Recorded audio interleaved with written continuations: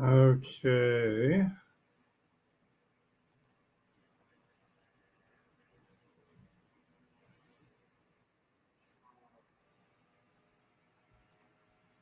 And I am live here today, February 19th, 2023. And need to get my banners going, don't I?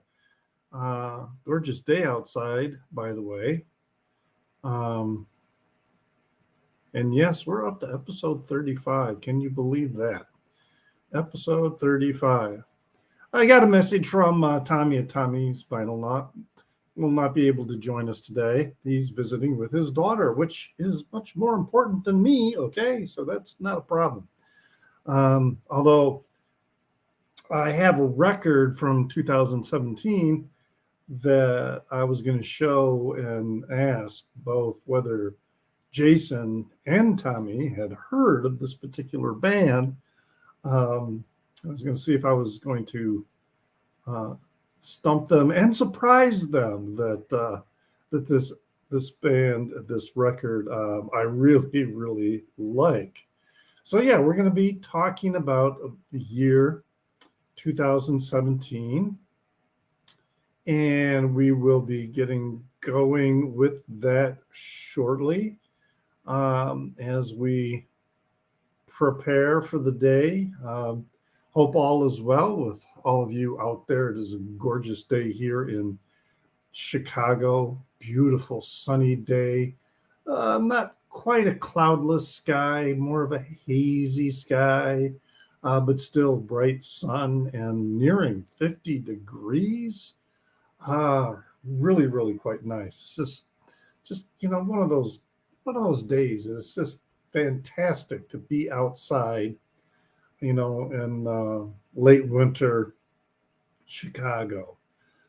Yes, we're approaching springtime, and it's been a very mild winter here in Chicago. Really, I mean, we didn't get very much snow at all, which is kind of disheartening. I mean, I do like snow in the wintertime.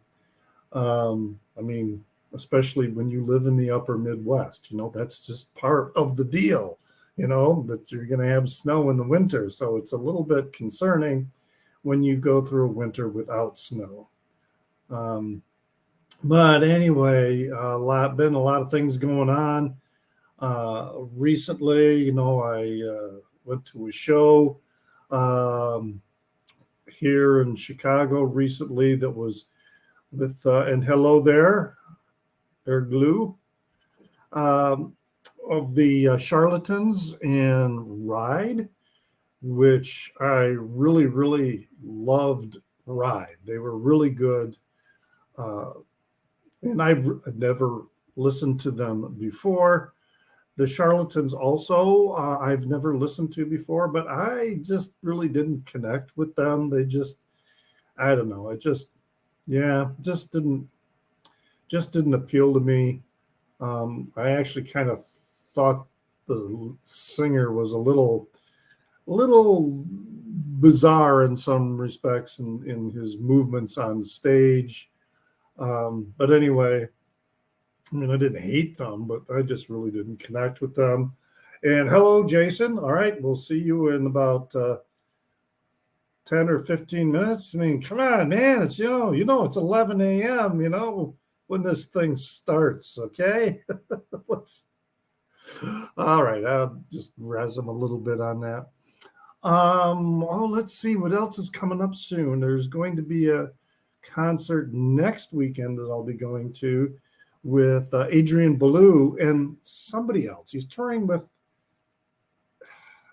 the former bassist, I think, of Talking Heads. Not Tina Weymouth, but or maybe it's a drummer. I don't know. I can't remember his name. And anyway, okay, Chris, he's going to be pulling some records, and so he'll be joining us shortly as well. And but yeah, so they're going to be doing, as I understand, the entire album Remain in Light. And should be a very good show. It's at the Vic Theater here in Chicago, which is a pretty good venue. It's one of those venues that you got to stand the whole time, and for me, sometimes all that standing can really wreak havoc on my back. But what's nice about the venue as well is they have these rails. So there's like these tiers, like each tier is a little bit higher than the other. It's a very small theater. I mean, you're still, even if you're at the back of the hall, you're still within 100 feet of the stage. And, but anyway, you can park yourself, if you get there early enough, by one of these rails. And then, then everyone down below you, of course, then you can see over their heads. And no one's going to be pushing you away or anything like that because you've got that rail to sort of, anchor yourself. Other good concerts that I am looking forward to later this year include Os Mutantes. This is a Brazilian psychedelic avant-garde kind of band that has been around since 1969, 1970, and they're still producing records. In fact, I have their newest record, and I have their first two records.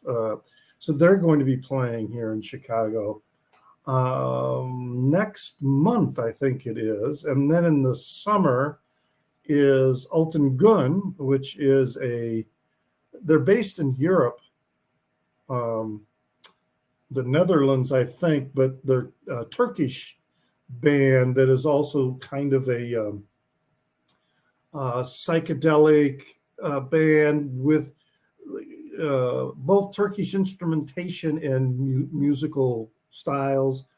Really, really good stuff. That's going to be in July. I was unable to get a ticket to the Viagra Boys, which I believe are also playing next weekend. And that would have been a very cool show. I'm still trying to find a copy of their latest record, which is we reviewed it on the Gunkles, the channel that Robert Fithen and Mike at Hub Tunes and Craig at Craig's Vinyl Plethora that we have going. And in fact, we have a new episode out that you may want to check out. So we reviewed that record, and I just really, really loved that record. And I'd never listened to the Viagra Boys before. And in fact, John at Bit Bop Boom had posted recently on Instagram. He went to their show in Boston just the other night. So in the show that they're playing one night here in Chicago, and then they're not playing anywhere else, as far as I know, in between the coasts. And so I mean, if you're in the heart of America, and you want to see the Viagra Boys, Chicago's the only place, and they're only doing one show. And it's a new venue, but I'm presuming it's kind of small. So it's not like they're going to have a lot of people inside the show. So those who are going, which I think Mike from Hub Tunes is going to be going to that show, and he is lucky enough to be able to do that. So, but yeah, that's it. There will not be any other places for people to see this. And so, yes, thank you. air glue. So, and yeah. So we review records, and I think we reviewed one, maybe two records that um, were jazz, so to speak, but we won't be doing those anymore, I guess. So anyway, well, here we go. Hello, Chris. How are you today? Hey, pretty good. So my 2017 didn't seem to be a big year for me. So well, I don't have very many either. I mean, I've got 3, 6, I got 7. I'm going to talk about 8 records, but one of them I don't have a physical copy to show. But I wanted to talk about it for. Oh, damn it! Now I'm drawing a blank. Our friend from Sweden who was into the pop music way, Jorgen. yeah. I was going to mention it for Jorgen because I think he would really enjoy this particular musical group. I'll still talk to him because he can always watch later. Hi, Jason. How are you doing today? Hey, guys. Good. All right. So, is that the little froggy in your throat I detected? Oh, man. Yeah, I went to a house party last night. I Oh, didn't so drink you were yelling and screaming, huh? I was yelling and fucking screaming, right? Like, it's so fucking loud and nothing worse than yelling small talk, right? I mean, like, what is the Oh, point right, of because that? it's so loud just to have a conversation. You have to Yeah, agree the with music's each other. loud and small little house. And Well, yeah, in a small house too. Wow, that must have been a pretty it was a intense small house condo. party. Yeah, it was like Yeah. just this guy's condo, so it was pretty small. Yeah. All But right. I'm Well, here. I know you probably have plenty to show Yeah. today, right? This week it was about 250, so it's a little less than last week Okay. for But you last didn't year. even show all 250 last week, right? Hell's no. Last week I was over 300. Yeah. So, So, and I did preview. I already did my top 10 for you're right. 2017. I Saw got that. that out of the gate. So anybody who's seen that, they got a little preview. But I've got CDs and tapes here. Nothing that's been showed yet. Okay, good. So, Tommy is taking care. He's got a visit from his daughter, so he will not be joining us Yeah, today. But he saw that. did mention a record that was his favorite for 2017, and that would be Rainbow Liquors. I saw the light but turned it off. I don't know anything about the Rainbow Liquors. Do you know who they are? I do No not. idea. Hmm. So, well, we'll see. Because now I will be showing a record that is I was going to challenge Tommy as well, but you, Jason, also, if you Hmm. had ever heard of this particular band, because it's probably something that, yeah, you might think of me as listening to it, but it might still surprise you. We'll get to that. Okay. We'll get to that Okay. later because I'd be interested to see if you know anything about them. I saw Fairly. you had some good finds the other day. You got that Aphex Twin record and something else. Oh yeah, you got the Soul Jazz compilation too. I have Right. Cold Which, Wave. Yeah. well, I got a new one that's all Cuban music. Okay. Good. So that is, I've been listening to that, and then I see the list for Record Store Day, and there are 5 Soul Jazz record releases Oh yeah. that are Record Store Day exclusives. So I'm sitting there going, damn, I mean, right there, that's going to be, if I'm able to get all 5 of them, that's going to be $200 or more. Yeah, they're You know? expensive for Yeah, Record Store no Day. shit. They get a little Especially, cheaper later. Get them used. right. But then they don't, turn up. I would need to order from the label itself. Yeah. And their catalog is so huge. It's just amazing Yeah. what they have. I was complaining about Record Store Day, and I see Robert Fifth and jumped in Yeah. on my complaints. I And call it's very you were spot on. I really do agree. You're spot on. So you I mean, tell everybody what you were saying. how I said, how there's like they keep on digging up all these archival things to release for Record Store Day. I refer to it as glorified bootlegs. Yeah. And all these live shows that yeah. are coming out. Yeah, and I'm skeptical because it's like some of the stuff. It's like, is it really that good? Right, because what I was talking about was the Jesus Jones. Yeah, the Jesus Jones live show.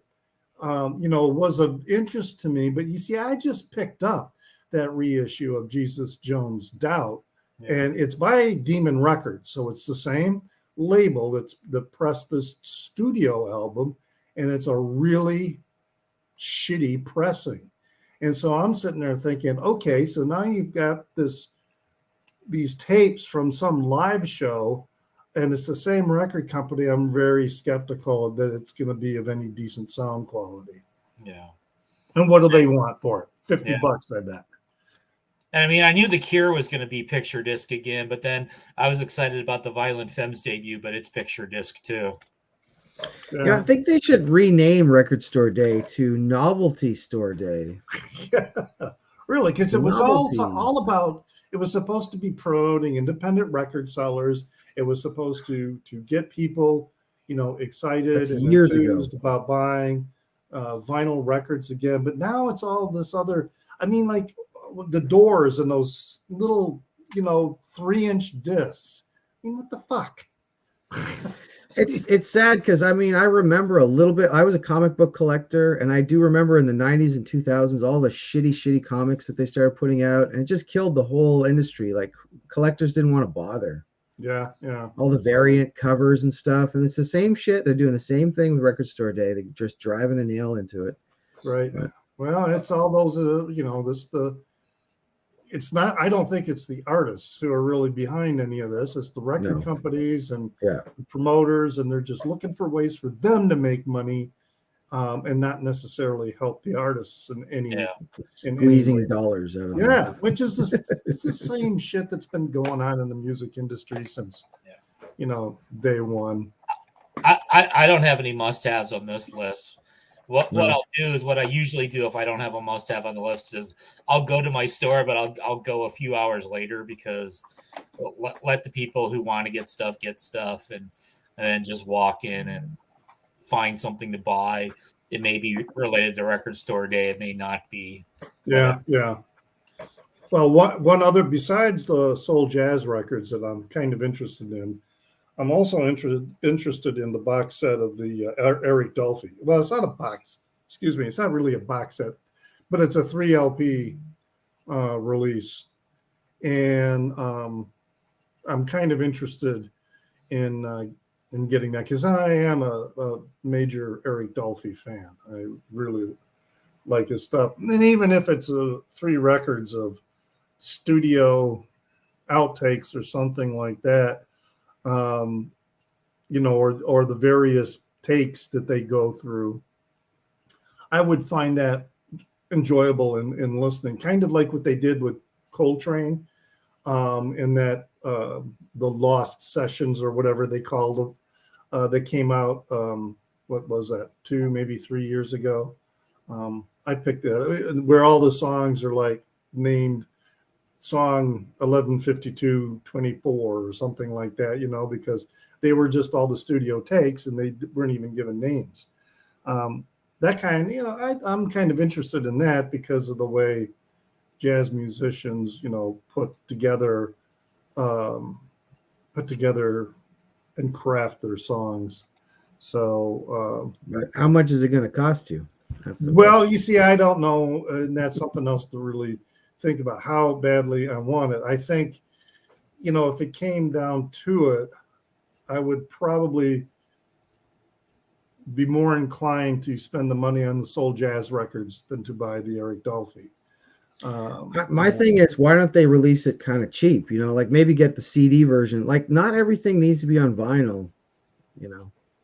Well, going back, they're trying to capitalize. I know. We're casting you out of the vinyl community. Yeah, I'm joining the CD community. That's it. And the cassette community.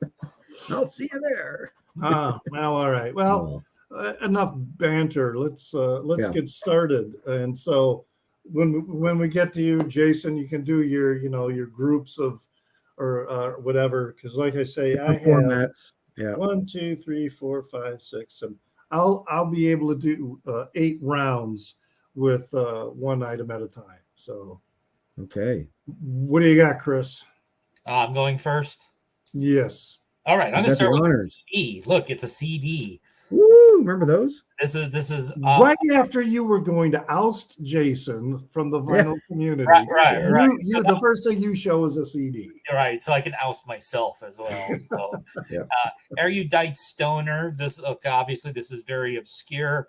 This is basically a one-man group. The guy is Brazilian. His name is Matheus Novaes. It's something I bumped across on Bandcamp, and then the CD was released by some minor French label that I dug up. And it's pretty interesting because he basically plays classical guitar, but there's like elements of like doom, elements of like folk metal, elements of post rock. So it's not just a guy strumming an acoustic guitar like you might imagine. Oh, it's kind of boring, but no, it's not. It's really cool, and it's something to kind of put on like late at night as you're drifting off to sleep. And so he had one other album. The other album he only released digitally, so this is it for him as far as physical format goes. And I haven't seen his he hasn't updated his like Twitter or anything in a couple of years, so I don't know. He might not be doing music anymore because obviously he was never well known. So that's what I got. I'm guessing nobody else has heard of Erudite Stoner. Well, that's kind of a pretentious name when you think about it, too. To call yourself an erudite stoner. But it sounds interesting. I'll have to look that up on YouTube and give it a listen. Well, if it is available on YouTube, is Yeah. it? I mean, yeah. Well, then He has a Bandcamp page, so. Oh yeah. Okay, yeah, and they'll let you listen for free for a couple of times. Yeah. So, which is actually really nice that you can do that before you decide to buy anything from Bandcamp. So Jason, what you got for us? 2017. Well, Chris showed one CD. I see your one CD, and I raise you 8. Let's get the CDs out of the way. I'm going to get the CDs out of the way. Most of them are heavy metal. Surprise, surprise. I got one experimental one in here too. So I got to say, what about 2017? Yeah, I'm starting to get more back into metal collecting at this point. That being said, I don't think all of these were bought in 2017. Actually, most of them were not bought in 2017. During the pandemic, I started playing video games, old school video games that are not hooked up to the internet. I know that's really weird and old school, but I put on CDs while I'm playing video games, and I just kind of run through a lot of these CDs. So that was kind of a way of getting through albums. A lot of these are classic bands like Overkill from Jersey. They're part of the old school thrash scene, still going. They're still going after this album too. It's not bad. Got Accept as a classic band from Germany. They've moved on to like third singer by now. It's not bad. The one problem I have with Accept, the lyrics are kind of simplistic. I mean, that can happen in any band, but the riffs are really great, but like the lyrics are just kind of silly. You mean like balls to the wall? At least that has nostalgia value for me, right? But when you're in 2020 listening to like, I don't know, The Rise of Kool-Aid is one of the songs on here. Analog Man, Carry the Weight. I don't know. I mean, I'll be honest, I don't really know except from anything past like those famous albums from the 80s.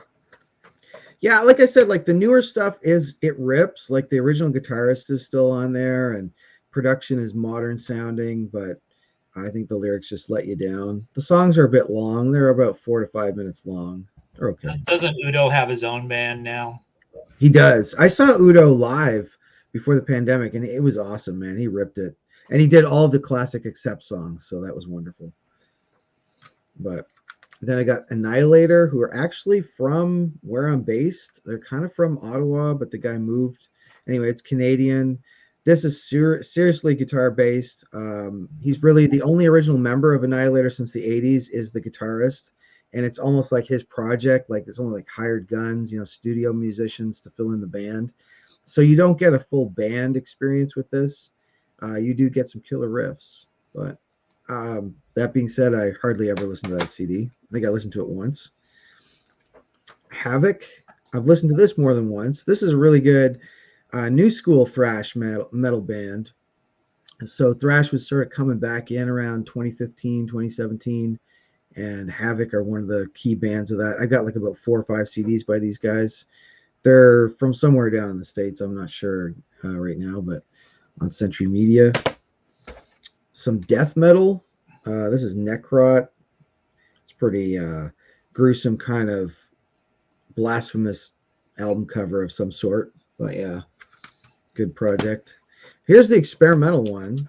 And it's got a Japanese obi strip.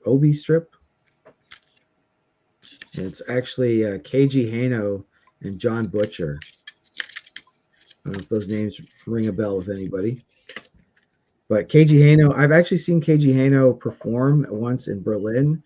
It was an amazing performance. I went because it was like there was a techno band, a minimalist techno band, and this Japanese noise artist who used a guitar and a theremin, I think, and it was just fucking wild ass noise. So like, picture this show, like it was like these 2 techno guys on the stage doing their thing with some machinery and some kind of minimalist visuals in the background in a really nice theater in Berlin, like East Berlin. And beside them is this crazy Japanese performer who's like just going fucking nuts. Long hair, crazy guitar, and it was like one of the loudest shows I've ever been to without my earplugs. So I did survive, but this is and they actually made a recording of that concert, and I have that CD too, but this is a different CD. This is a collabo with a guy named John Butcher who does saxophones and feedback, and Keiji Haino does vocals and guitars, etc. Light Never Bright Enough. That's a really cool CD. And the last 3, more metal. Deserted Fear. Just got this recently. They went all out on deluxe packaging, including a patch. Got a patch in there. It's not that great, though. You know the rule, right? The better the packaging, the shittier the songs. Yeah, it happens. It happens, people. Morbid Angel came back. These guys are forefathers to the death metal scene. They're in that key moment in the late 80s where they're going from thrash into death metal. And I kind of missed all this. Like I stopped listening to metal around like 86, 87. That's when I got all into hip hop.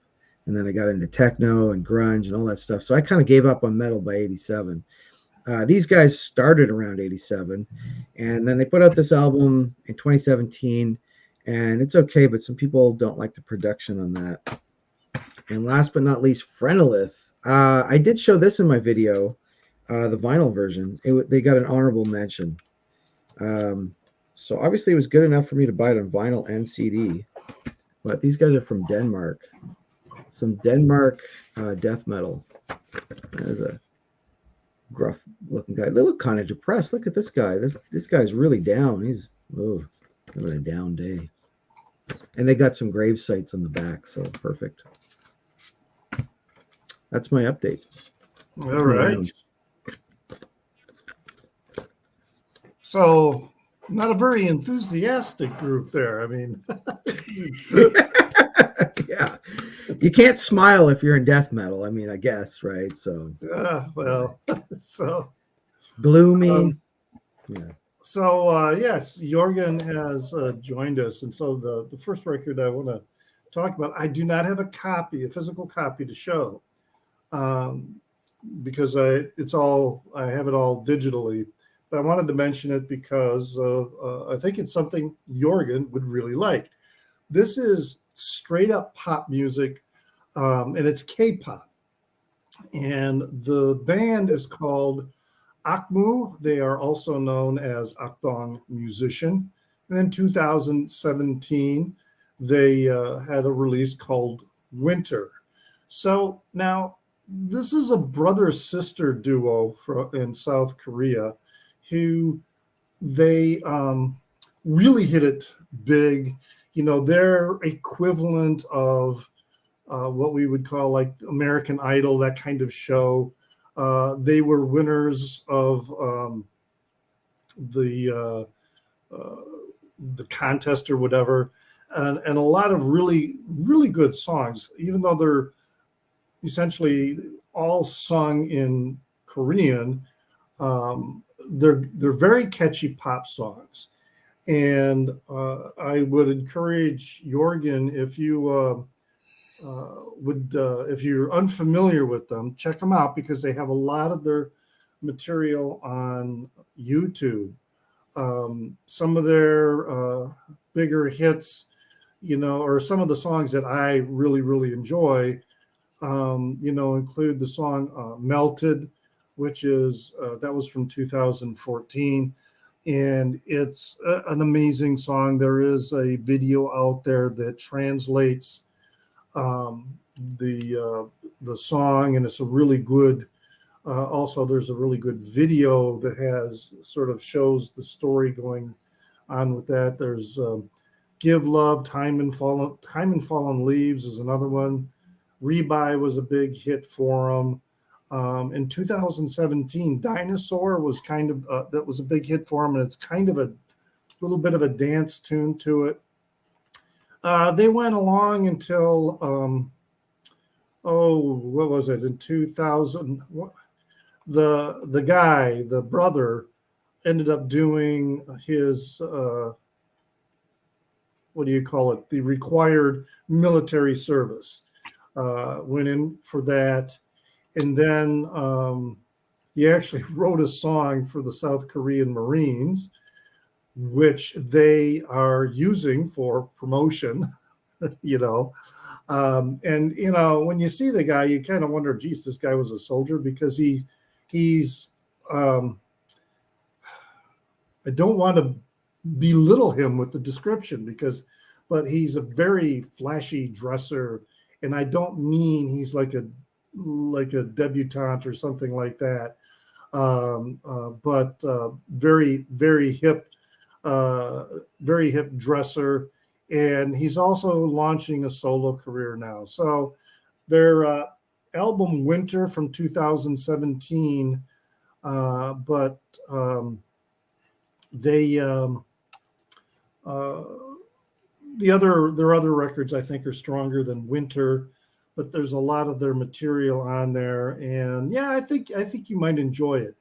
So, and anyone else, I mean, yes, there's a lot of really unusual avant-garde music that I enjoy, but I also like straight up pop music that's just as empty-headed and vacuous as you would think it would be. But I just, you know, really, really like catchy tunes and songs that are well put together. So nothing to show, but that's my opening round for 2017. That's breaking the rules, isn't it? Don't you got to show something? No, I never said you had to show something. Okay. I said you couldn't show compilations or greatest hits. Gotcha. But you've broken that rule as well. Well, it is his house. He gets to set the rules and break them as he wishes. That's right. That's right. Dad can do what he wants. But not Richard's house. That's right. I am the autocrat of my residence. His reign is firm and complete. Okay. And not meant to be understood. No. All right. So, Chris, what you got? Okay, another CD. So I'm definitely out of the vinyl community now. He's done with it. So this is something that I was introduced to this band by Russ at Mama's Records. This is something he had sent me some VCLT and he threw this in. So $75 Bill is the name of the group, and the album's called Wood Metal Plastic Pattern Rhythm Rock. And so I'm going to find the inside here, and somewhere in here. Oh yeah, so there's two members of the band. So the percussionist Rick Brown. So he's listed as playing plywood crate, maracas, shakers, bells, and a drum. as his instrumentation. And then Che Chen plays 12 and 6-string guitars, bass, and I know the guy has studied like African music, like Mauritanian style guitar, which is similar but a little bit different from Tuareg, and it's kind of drony, um, drony sort of music, experimental. I don't know if Stunty or Jason have heard of $75 Bill. I liked it enough that I picked up an album of theirs that we may see in a couple of weeks. Spoiler alert. So, interesting. Yeah, the U.S. based. yes, I believe they're based out of New York City. So they're going from like guitar rock to like drone experimental, or? Well, yeah. I mean, they basically have they've got the guitar player, but it's not like he's not playing. He's not like playing like Smoke on the Water classic rock riffs or anything. It's more of that sort of Northwest African style. And then the percussionist, one of the things he likes to do is he has like this crate out of plywood that he likes to bang on and makes like unusual sounds on, and then like some maracas and stuff like that. So like $75 bill. So cool. And I'm going to look it up.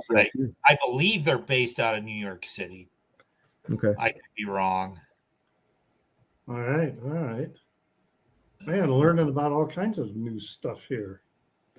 Yeah. They both, according to Discogs, they both have like day jobs in the New York City area. But they're doing this around their day jobs. So nice. Well, that's great to have musicians with that kind of dedication, and they can get things produced, and distributed. So that's very, very, very cool. Jason, then. Right. I'll do a vinyl since no one's showing vinyl these days. Or the vinyl community. I showed this one in my video. This is the Side Eyes from LA punk scene. And this is kind of pop punk, to be honest. I mean, I don't say that lightly because I'm not a pop punk guy. But, over the years, I do like some pop punk, right? Like Buzzcocks were pretty poppy, and the Descendants. I think it's really the Green Day kind of era where I tuned out Sum 41. But yeah, hey, Green Day is, I don't even know why they get called punk. Yeah, it's like Avril Lavigne. Is that really punk? I mean, the first few things that Green Day did before Dookie, you could see why they were classified as punk, and then people just kept calling them that after they became very popular. Yeah, it's really tricky for me because sometimes I get them mixed up with Gangrene, which is actual punk band, and then I'm like hating on Gangrene or something, thinking it's Green Day. Anyway, I don't know how I came about finding this band. I think I found this through the VC. I got this only like in the last couple of years or the last year, and somebody must have showed it, and then I picked it up, and it's really just a hell of a lot of fun. It's called So Sick. So the lead singer girl is the daughter of a Go-Go's band member and a Red Cross band member. Let's see here. Astrid McDonald is a singer, daughter of Charlotte Caffey. That makes any sense, from Go-Go's. And Jeff McDonald, was a guitar player. She actually wrote a lot of the Go-Go songs. Okay, yeah. And Jeff McDonald was in the Red Cross, famous punk band as well from the 80s, 70s even. Yeah. So offspring of some good punk parents and just a hell of a lot of fun. Pretty short songs. A lot of the kind of usual sort of teenage angst stuff like dating and teenage jerks and all that kind of stuff. And I Don't Want to Go to School is one of the songs. And Don't Talk to Me. And I mean, the shorts is a dead giveaway of pop punk if there ever was on the cover. But, they're from LA. It's hot. You got to wear shorts. I think Ryan Kidd said you're not supposed to wear shorts. Yeah, I think as a rule, I'm wearing shorts right now. Fuck it. Right. Anyway, it's on In the Red Records, great label, sort of indie punk kind of label, In the Red. So, yeah, I recommend it. It's fun. Sounds cool. I haven't heard them, so. I got a 7-inch by them at some point too, so they're still going. So that's all I'm going to show. Just one record right now. Oh, all right. And now we've got Stunty has Stunty. joined us from his long hiatus, as he's been busy doing other things. He's been hibernating. Welcome back. And even one weekend where that was so much snow that you couldn't get into your record shed. Yeah. Well, you're on the spot. You're on the spot now. It's up to you to show something. Oh, wait. I'm looking. What could I show you? So the year is 2017, right? Yes. Yep. What should I show? Okay, I could show. Let me see. Oh, maybe give me a. All right, we'll go around again and give you some time to get yourself all collected. Oh, actually, I think I have this. This is cool to show. All right. So this is a band, a project that for some reason didn't get noticed. For those of you who know Broadcast, Broadcast is like an English folk, whimsical, electronic weirdness, really cool, very esoteric band. They are very popular, but they stopped when the singer died of leukemia, and after that the band members, they did another one-off project. Wait a second. It's called Children of Alice. Pretty cool cover. Yeah. And it's fantastic. It's for me, it's actually better than Broadcast. Even it's kind of like crowd rockish, electronics, psychedelic, and also kind of lullaby-ish. Like it's very beautiful and neat, but at the same time a bit.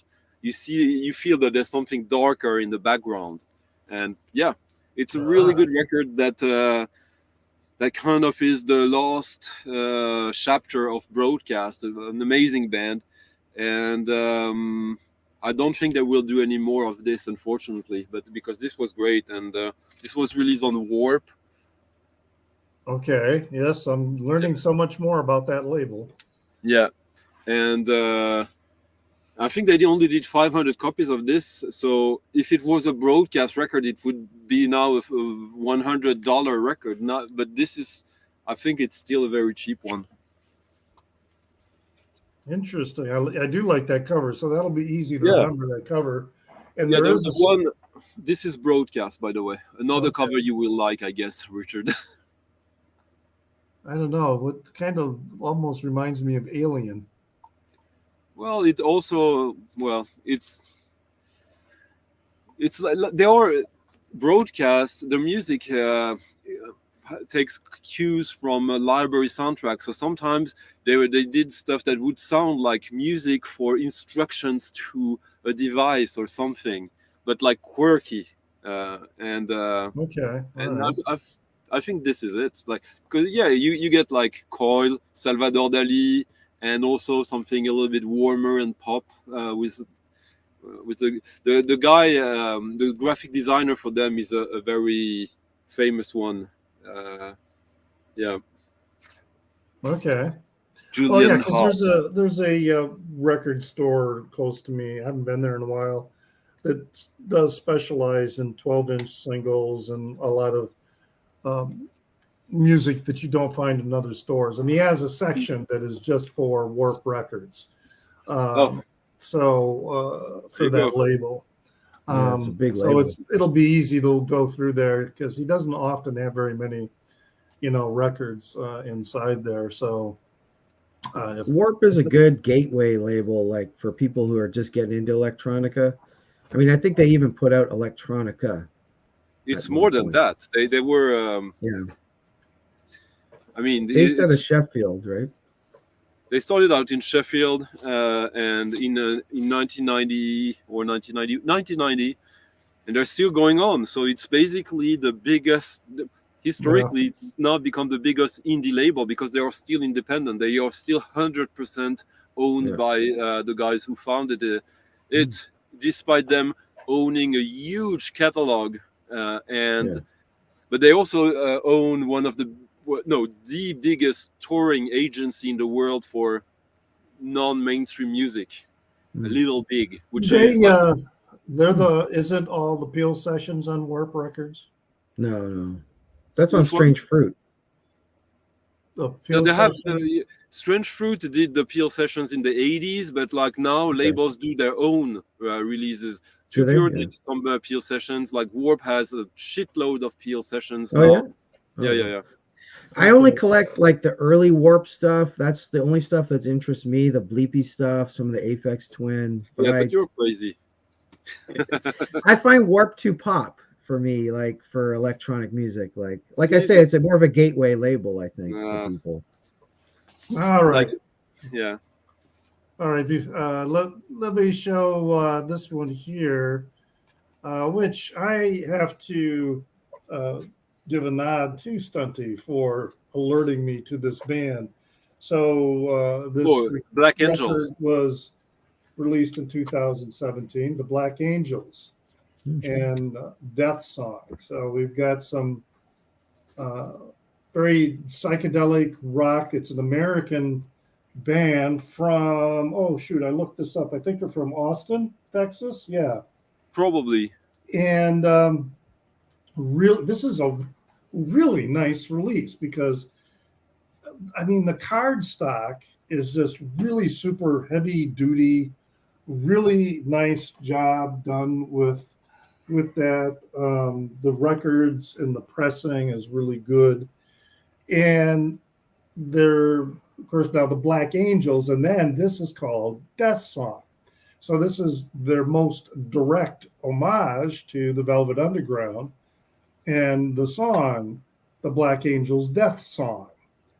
So they have a very, that kind of spacey quality to the music that is similar to earlier Velvet Underground, but they have their own unique sound and style of playing. And apparently, I think they've gone through a couple of personnel changes, but I have two of their records, and this one is definitely a really solid one, especially if you enjoy psych rock. And, for a record being produced and released in 2017 of a style of music that, reaches all the way back to the 60s, it doesn't, to me anyway, it doesn't feel retro or sounds retro. It doesn't sound derivative or anything like that. It's just a very solid album. So strongly recommend. I mean, you can highly rate, but you strongly recommend the Death Song by the Black Angels. Okay, so Chris. All right, we'll show some vinyl here. All right, vinyl. That's what we're all about, vinyl. It's about time. Afus. This is on the Sahel Sounds record label. Okay. So they are another great label. Yeah, they're from southern Algeria. So they're also from the Tuareg people. My understanding is that this is, at least according to Discogs, this is the only album that they've released. Tenere, I don't know if that's the correct pronunciation. You can see it's a 6-piece band. So if you've heard this Tuareg blues before, it's going to be reminiscent of that sound. They probably got a bit. You can detect a bit more of an R&B influence with these guys than with, say, Mdou Mokhtar. They don't have anybody. I don't think any of these guys have like the total chops guitar hero sort of thing that Mokhtar has going on. But they've got a couple of guitar players, bass player, two different percussionists, somebody on a drum kit, and then something called the djembe, which I looked up is similar to a conga. I'm sure there's some sort of technical difference that I don't understand, not being a percussion. The djembe and the conga are quite different instruments. The djembe is one drum. The congas is two drums. Right. Okay. Yeah. and it's a longer. The djembe is like a much longer drum with like of course like a skin on it, and it's usually kind of like bomb, like an inverted bombshell. Okay. Yeah, cool. Thanks for filling in on that. So, and so these guys, as I said, I don't think it seems like they didn't catch on the way that some of the other groups from that scene have caught on with like the Western audience. So I don't know if there's anything else that'll come from them or if they're broken up, but they haven't released anything since this album. Looking, all right. So there's a photo on the back. If you look at the photo, would you say that they are probably older, like the people that are in Tinariwen? I would probably. This is going to be a complete guess. I'm going to guess that they're probably younger than Tinariwen, maybe a little bit older than Mdu Mokhtar and his guys. That's a complete guess on my part. Okay. Because that's what I've, and now if I see a Sahil record, in a store, I grab it because again, that's a label that the music that they are bringing to this market is all been really, really, really good music. But yeah, some of these bands and some of these musicians and acts, they've been around for a really long time, and we're only just hearing about it. And I remark at the folks in Tinariwen. Of course, living in the desert can certainly take its toll on your skin, so you might look a lot older than perhaps that you are. But I think they've been around. They're in. I think the lead guitar player must be in his 50s. I'm guessing. I think they've been around a long time. But you know that the whole desert thing is it's just a story, and they all live in penthouse in the city of London. Oh yes. Well, they all got their they all got their money. So yeah. I just did some Googling. So this guy Kadir Tarhanen, who's the guitarist from this band, was born in 1989. So I think that actually puts him pretty much as a peer with Mokhtar age-wise. All right. So Jason, what you got? All right, I'm gonna be international here as well. I'm gonna show an artist I showed in previous years. I really like their earlier stuff rather than this year, but in this year they put out 2 releases, and I'm going back with Susing again. That's spelled Tzusing. He's got this EP, which actually came out of Middle Eastern electronic label called Bedouin Records, I think out of the UAE. No, it's all fake. It's this fake? Label is by one of the guys from I don't remember the name, but it's actually from Berlin. It's totally the Berliners. But Susing is actually from Hong Kong. I've done some stuff with this guy. Well, Susing is blowing up right now. So what's happened with Susing is he recently got a bit of the first track on this album was used in an Adidas commercial. And of course, the person to blame is also Beyonce's involved. So there's something about Beyonce and a clip of this song. I don't know if she sampled it or what, but dude is definitely blowing up. And you're right, like he's Malaysian. He's a world citizen, really, if you think about it that way. If you look up his bio on Resident Advisor, born in Malaysia, spent formative years in Singapore and Taiwan, studied in Chicago. Singapore, yeah. Currently based in Shanghai and Taipei.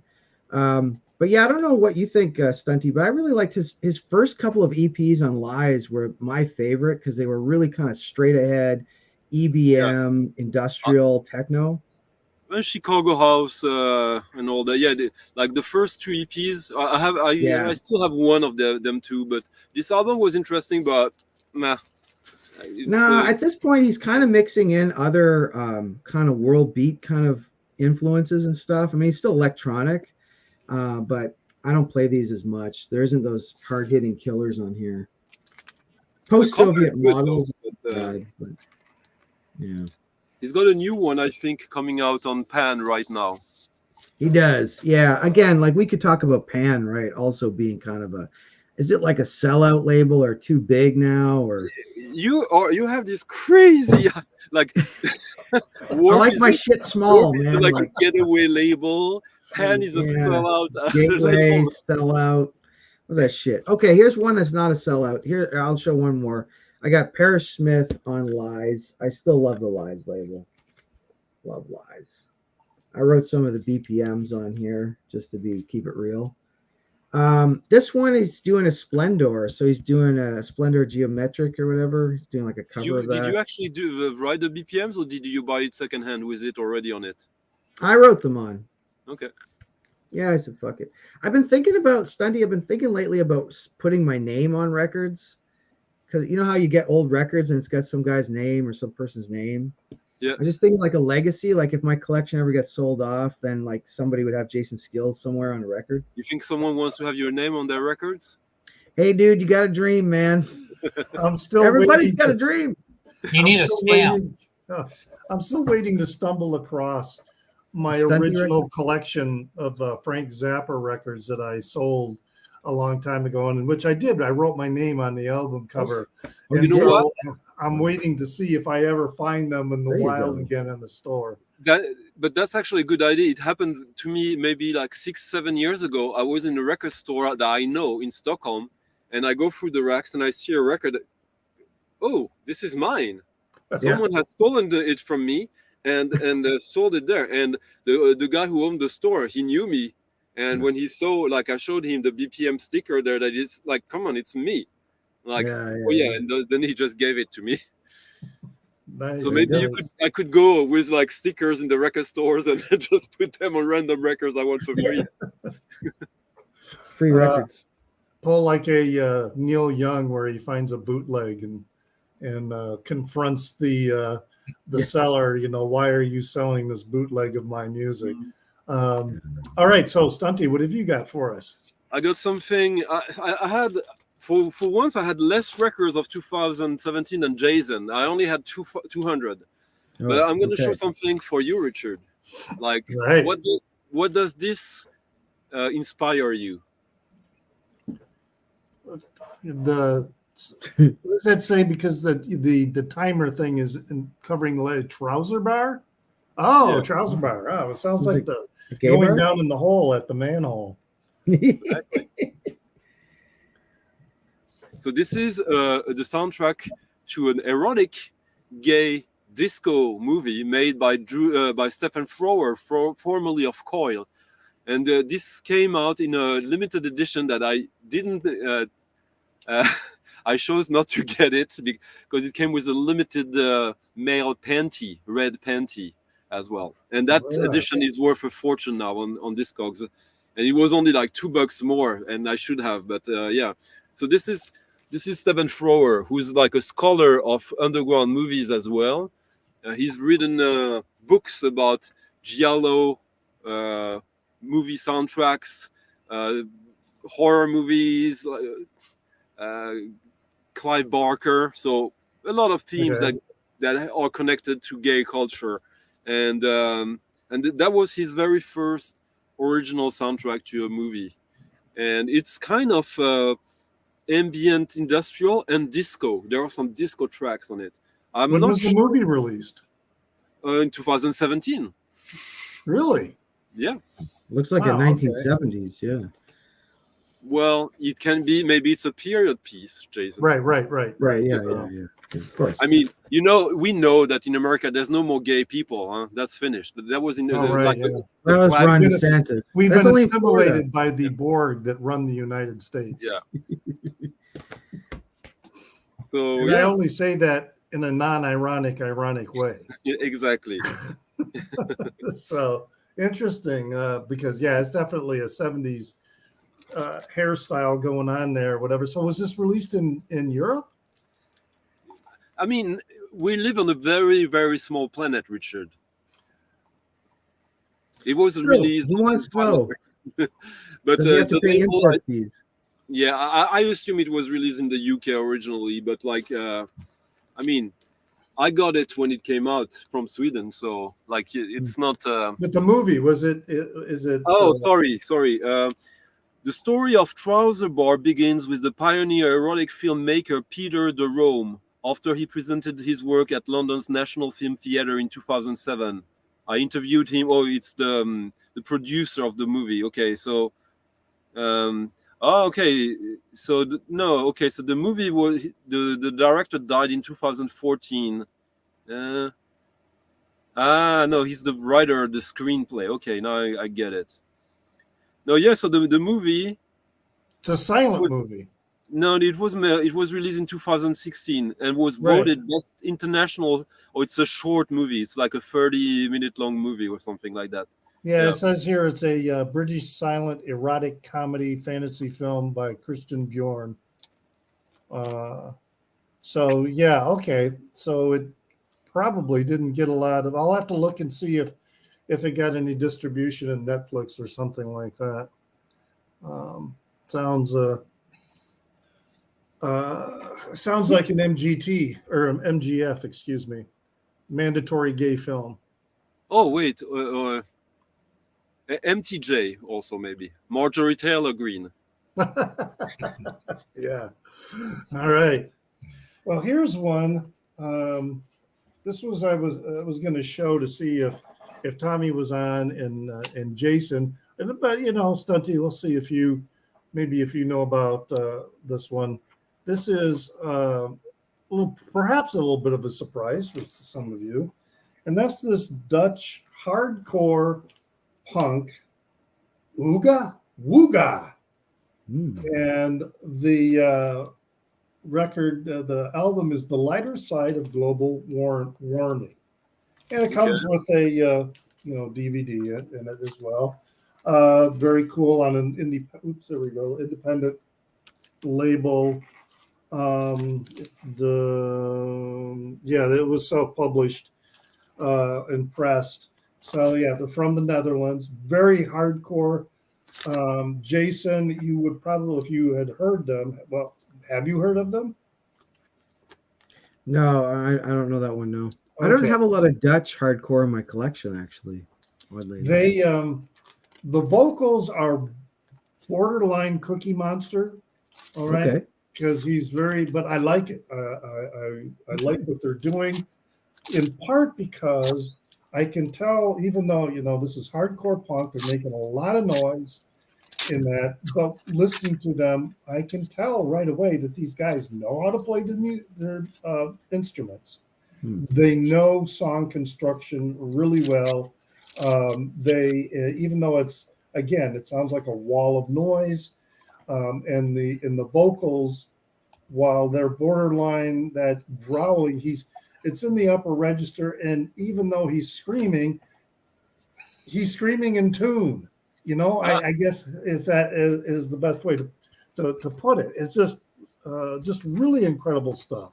So if you like hardcore, is the music from Richard? Is it from 2017 or is it a release from 2017?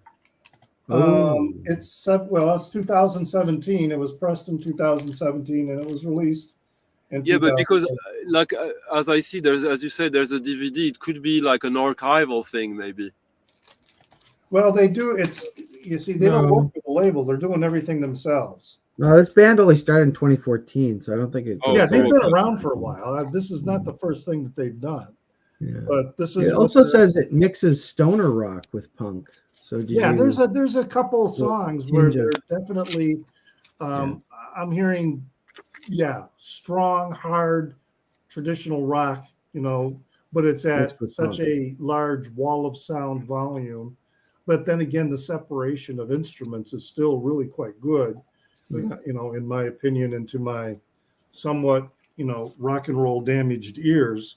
So, but it's and I can't remember where I found this. I think I might have bought this from Alternative Tentacles. I may have found it on their website.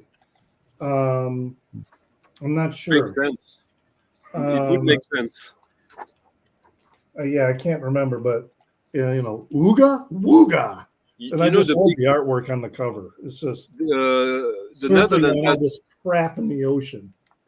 the Netherlands has like one really big international hardcore punk band called The X. That I think you probably talked about them already, Richard, haven't you? No, I haven't. I mean, there's X from Los Angeles. No, But... no, The X with EX. Oh. Like, yeah, The X. I don't think we've seen that one. They've been around since the 80s, and they still going strong. And they did stuff with Sonic Youth, with like, I mean, they are like a great, legendary, proper band. That they tried to, they had some connect. I mean, in their instrumentation, there were some horns and all that, so it was kind of looking at jazz at the same time. But it's a proper like hardcore band. I've seen them live a few times in the 90s. It was quite fantastic, and as I understood it, they are kind of like the granddad of the Dutch scene of that kind of music. They are the trailblazers. Nice. Which reminds me, I wanted at the start of the show to mention a record from 2016 that I only picked up recently, but maybe I'll save that for later because I'm so happy I got. Well, I'll just mention it quickly now. It's The Horrors from Britain, and this is their album Strange House. Great stuff. Just a little plug there for this. I didn't have it last week when we did 2016. All right, Chris. All right, so I already lost one of my items when I looked at the year on it and realized it wasn't 2017. So, but I've got 3 albums left. I might dig up a couple punk singles if I get around to it. But so this is a debut by somebody who's become pretty big and famous. I actually saw her as an opening act when she was completely unknown. So this would be Phoebe Bridgers with "Stranger in the Alps," and so kind of the sad sounding female singer songwriter, indie rock sort of stuff. I actually like her album from a couple years later better than this one, her debut. Some of the other artists from kind of this style I don't like quite as much as her, but also I just think it's kind of cool that I saw her play at a little club as a complete unknown back in like 2015 or 2016. So, what's the name of the band again? Her name is Phoebe Bridgers. So Phoebe Bridgers. Okay. Yeah. She's pretty famous now. She played on like Saturday Night Live and stuff. She tried to smash her guitar and didn't do a very good job of it and got made fun of. So, "Stranger in the Alps" is the name of this record. So, yeah, to be a guitar smasher on stage, you need to be really amped. Yeah.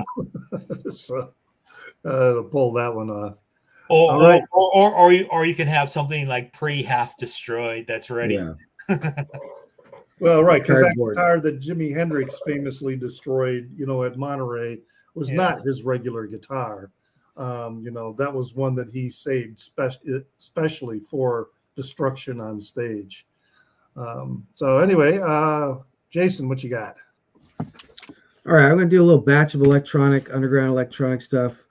A favorite label of mine, Bank Records. Back to that cool design. What a weird cover too. Like I want to know what picture this is from with the weapons and then people just having a lunch back here. This is a Toronto-based artist, E. Sagila. I don't know if I'm saying that right. Sagila? Yeah. Female artist, noise, industrial, techno. Came on clear vinyl, and you know how I feel about colored vinyl and stuff, but some of the tracks are a bit lo-fi, even for what I'm looking for, maybe just mastering wise, maybe. But there's a couple of nice jams on here. This made my top 10 video. I've shown her stuff before. So can you tell from that photo, number one, in terms of the helmet and weaponry, what army that might be? Yeah, right. I think it's something in the past, right? And maybe Middle East. Well, yeah, just what I'm trying to figure out here is, like that helmet. Is there any insignia on it? No, they seem to be blank, or they've maybe been photoshopped as blank. And but what about the there's background then again? yeah, it's an older photo. Like the guy has sideburns and stuff. I'm sure if I did that Google thing where you just put the picture and it'll tell you, boom, exactly what that is. Well, Nowadays- just looking up the band perhaps in Wikipedia might identify the photograph.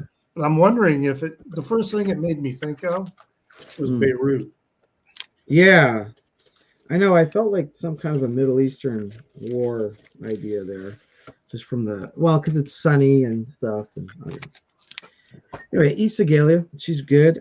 This was also in my top 10. This is a duo production here. I love this guy, Bo Wanzer out of Chicago. He does some radio shows and stuff, just weirdo techno. Love everything he does. I think he had a solo record this year too, but I didn't pull it. This one is he just had an album that came out on I don't remember. It's all right. He's in a duo called Mutant Beat Dance, and the early Mutant Beat Dance stuff is probably the best stuff he's done. I like his later stuff. I like this one too. This one is him and Mappo Mazzucchetti. I think he's from Italy or something, based on that he's name. French. He's French? He's actually French, and he lives in Belgium. Okay, so it looks like a really gruesome cover, right? Like what's going on with their faces? Like they're burning off, but actually it's just some pancakes. They're just having some pancake fun. So the album's called Crepes. And it's on Dark Entries out of San Fran. So like Bo Wanzer does some stuff on Lies, and he has his own label, and but this is one on Dark Entries, which is really good. Good label. And then two more here. This is a single. I don't know if you know this one, Stunty. This is a Samo DJ. Do you know Samo? My first record was a band I had with Samo. It's me and him. Oh yeah. My first band is the two of us. So yeah. Oh wow. So he's from Sweden, right? He's Swedish, I think. He moved, we started to do some records, and then he had to move to Hong Kong, and now he's been back for 7 years or so. Well, I don't know if Jorgen's still out there, but apparently what I learned on Discogs is that these are the colors of some northern tribe or whatever of Finland and Sweden. I don't know. There's some kind of reference to these colors that they chose. Which label did that one come on? This is on the Trilogy tapes. Oh yeah. Great label out of the UK. I don't think that label's still going anymore, eh? Or they are. Is it? Yeah, I've picked up a lot over the years from that label. Just a good. The guy who does the label is a graphic designer, and he does all the graphic design for Pan Records. Does he? Okay, so classy graphic design for sure. Samo, Samo DJ, or sometimes just goes as Samo. And this is Samo DJ and Five, another guy named Five. Well, Samui, that Ed was, I just remember from my stamp collecting days, was the name that Finland put on their stamps, I think, to identify them. The Sami is the native word for the people from the north of Sweden, Norway and Finland, the Samis, which are basically the local kind of Indians, native tribes. So yeah, this is their colors. Okay, now we got that. I just remember that term from my stamp collecting, and it was commonly on the stamps of one of those countries, but I thought it was Finland. Last one, another one of my fave electronic producers, Torn Hawk. He's also on Lies. Is he from Jersey? I think he's American or something, right? Torn Hawk. Yeah, he's from America. He was one of the very, very first releases on Lies. Yeah. This one he's on the Dutch label, Unknown to Unknown. No, Unknown to the Unknown is a British label. Is it? I thought it was Dutch. 100%. I released a record for them. So okay, this is a good single. It's fast paced, fast tempo, but yeah, Torn Hawk, it's a bit all over the place. I mean, not like some of his stuff is a bit hit and miss, but this is a good single that he put out in 2017. So that's it. All right. So what do you have for us, Stunty? I picked up 2 records for this one. So to continue on Jason's road, electronic music, but a woman, Jana Rush, Paria, It's a double LP. She's done a new one on Planet Mu. This was released on the label of the Planet Mu owner's wife, which is a label dedicated to women in electronic music. And this is like Chicago footwork. So it's quite fast, very hedonistic dance music, but done from the perspective of contemporary art.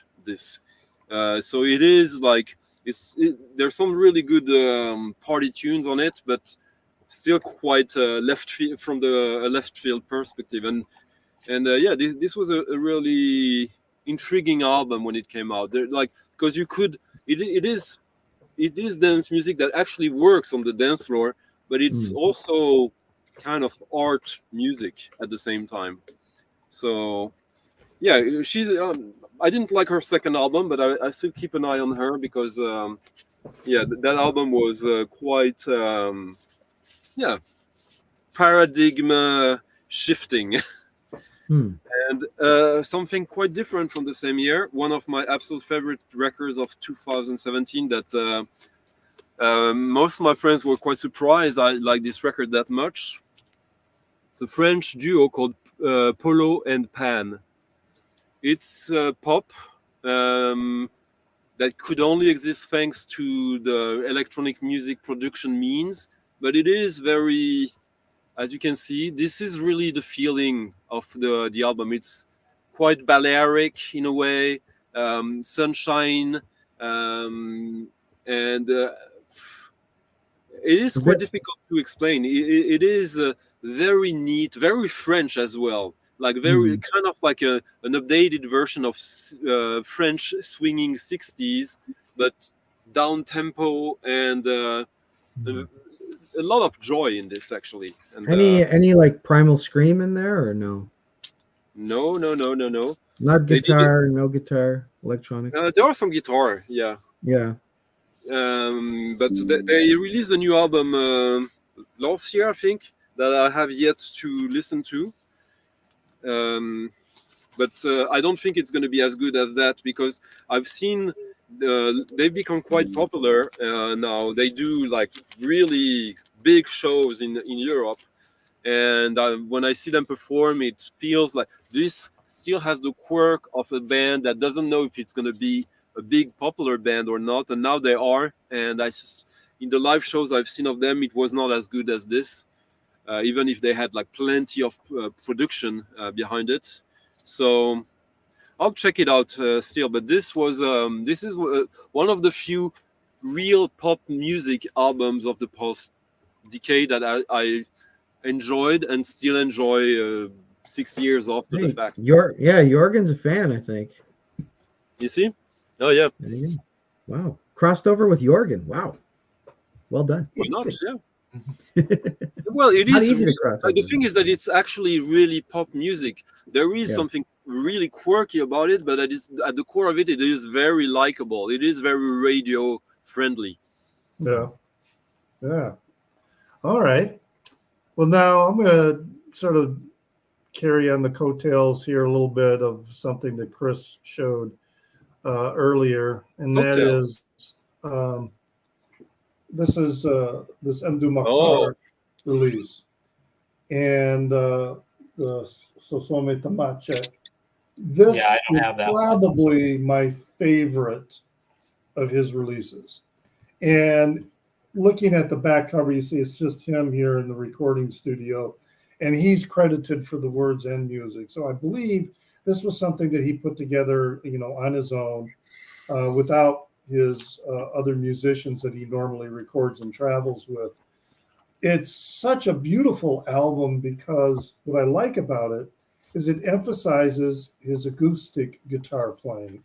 There is some of the electric guitar playing going on, but it's more in the background. It's not so front and center. His singing is more subdued, even haunting and ethereal at times. But yeah, this is really my favorite release of his. For a while, Ilana, the Creator, was my favorite release. But then when I heard this, this was definitely definitely took its place. I mean, some of the like Tanzaka, the last song on side one, and Imalode, the opener on side two, just absolutely incredible songs. And I'm glad I got it when I did because apparently it's getting more difficult, and the prices, as typical with some of these records, is starting to escalate. So, Amdu Mukhtar. Yeah, I don't have that one, so Yeah, if you get even if you get a chance to listen to it on Bandcamp, or because I'm not sure if it's available to listen to on Bandcamp, an electronic one, but you should check it out because it is the album is very well produced in my opinion, and it's just I love the first time I saw him in concert, he opened with an acoustic set. And his acoustic playing is just absolutely, it's hard to describe. It is so ethereal at times, and it just is really almost transcendental, what he's doing with the guitar. But anyway, so Chris, that brings you up.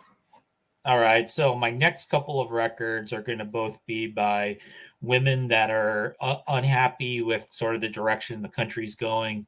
And then I dug up a couple punk singles that I might show if we have time as well. So I showed Margot Price a couple weeks ago. So this is her second album called All American Made. This one was also on Third Man Records, which of course is maybe not the most obvious label for somebody who's singing country music, Americana. So her first album was pretty much autobiographical. A lot of the troubles that she had gone through or her family had gone through. This one's got a lot more kind of, she's pissed off about the way the country's going. Pay Gap, for example, is a song that's pretty much geared towards gender discrimination. Cocaine Cowboy, she takes a lot of shots at like corporate America on this song, on this album. And so Pitchfork liked it for whatever that's worth. So that's what I've got for this round. That sounds like something I would really, really enjoy because I do love singer-songwriters who are not, that have something to say, about shit that's going on. And I really, really like that because we were talking about this a little bit in our latest one of our Gunkel episodes about how shitty the music was in the in the 90s, and that there might have even been an effort by record executives to promote really dumbed down rock and roll. That was like your most recent episode. Yeah, you guys were talking about 2000, and you were really flailing with you guys were pretty. The bottoms you guys were all over, but the tops were a little bit more trouble. And that was a period for me that I was totally invested into dance music, house music, the club music. So I wasn't even really paying attention to what was going on in pop music at the time. So that's why I had everything focused on that genre. And Robert seemed to be pretty much forced to be listening to all that terrible bro rock new metal because it was his job then. Right. Yeah. So it, and it's, when we've been doing these shows, you remember I had to combine the year 2000 to 2005 because I didn't have a whole lot. But then after that, we started having more and more. So things started to get better finally.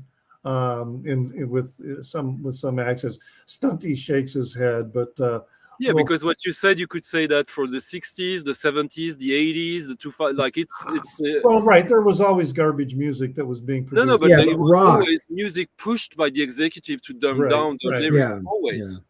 Just rock died. I was taking it more like rock died after grunge, or there was a little bit in 2000s, but in terms of pop music, right? Like it's been, Britney Spears and Backstreet Boys and Lady Gaga since 2000, right? Like rock music Right. popular since the 90s or Well, that does bring us up to you there, Jason. What have you got for us? Oh, I don't have any. Well, actually, I do have something in the hard rock category. I'm gonna have to jet after this round, so this is kind of my last round. So I'm gonna show 3 records. This is guitar based and also a sampler. This is some punk stuff out of I North still have 4 Carolina. records, so we have at least 4 more rounds. Yeah, I've got to run off early because I got to okay. help my wife at the shop today. She's doing some silkscreen workshops, and I got to do my duty. But No this is problem. this is a cool album. This didn't make my top 10. I just gave it an honorable shout out because it's still kind of new to me. I'm still taking it in, and they're kind of a new band. ISS, like I said, out of North Carolina, and it's kind of fun punk stuff, and they've got a little bit of experimentation going on with some samples as well. Like the whole album starts off, the intro starts off with a sample from Ice-T, so it's kind of fun. Then I got Venom Inc., heavy record, so heavy metal in the house. Now this is Venom Inc., not Venom. Whoops.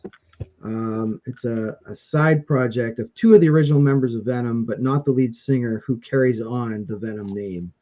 So because of the split, you basically get 2 bands for the price of 1. I saw this band live, kicked ass, really good. The album is so. It didn't make my top 10 either, but now I'm going to show what was in my top 10 at the very top of my top 10 because it's not a spoiler anymore, but it's a weird one. I don't think this is probably a surprise for any of my metal and punk fans, and it surprised me as well. I bought this record originally to sell at my shop, but as the price was going up, I was like, hey, maybe I should check this out. This is the most emo record. It's a pop record. It's R&B. SZA. I'm a huge fan of this record. SZA, I'm just all over this record, man. I mean, you could dismiss this and say 2000s era, new hip hop or whatever, but and it does have a lot of that modern hip hop production, like trap beats and stuff like that going on. It's got guest appearances by The Weeknd and Travis Scott and famous people, but it's just soaked in like teenage, well, not even teenage, like more like young adult kind of angst in your 20s, re-examining your relationships, shitty love, shitty sex, shitty, all kinds of shitty life. Young people, everything is so shitty, right? And you're only like 25 or whatever. Trust me, things get shittier, right? But yeah, it's a good album. I put it up there with Lauryn Hill's Miseducation or Mary J. Blige's What's the 411. I'd say it's like one of the top 5 R&B records for me for modern R&B. All right. And it's got little skits in between the songs where I think she's actually talking to her mom on the phone. So it reminded me right away of Lauryn Hill's Miseducation, where she had those skits in between the songs as well. SZA, for real. I am Check it out. unfamiliar. The others, though, I know well, but this one I do not. Yeah, it's a good one. All right, Stunty, you've been busy over there digging around and Yeah, like a pig looking for truffles. What did you find? Okay, so yeah, I wanted to find there's a rap record that really changed a lot of things for me in 2017 that renewed my interest in hip hop, but I couldn't find it right now. So I'm gonna go with this band, Miniatures, Jessamines. It's a double LP, pressed on 45.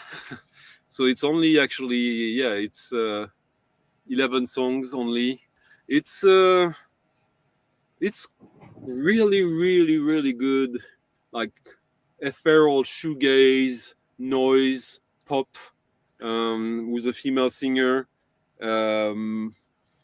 It feels like basically, stuff that would have been done in like 94 if the culture had not shifted towards electronic music. And there is some electronic music production behind this, you can feel. But this is a band from Australia, if I remember correctly. And I don't think they've released anything else on vinyl since that, but that was really a solid rock record from 2017. And